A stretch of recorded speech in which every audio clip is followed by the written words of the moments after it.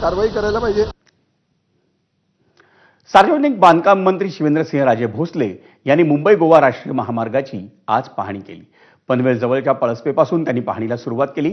गणेशोत्सव अवघ्या 20 दिवसांवर आलेला असताना मुंबई ठाण्यातल्या अनेक कोकणवासियांना आपल्या गावी जाण्याचे वेध लागले, पण मुंबई गोवा राष्ट्रीय महामार्गावर पडलेले मोठमोठे खड्डे आणि या महामार्गाच्या अपूर्ण कामामुळे कोकणाचा प्रवास हा खडतर झालाय।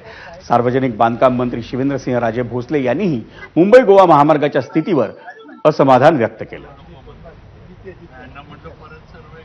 पहिल्या आपण म्हणजे सुरुवातीच्या पॅकेजमध्ये काही ठिकाणी जिथं आपले ब्रिजेस किंवा बांधकामं पूर्ण नाही त्या ठिकाणी थोडं सर्व्हिस रोडचे प्रॉब्लेम्स आहेत।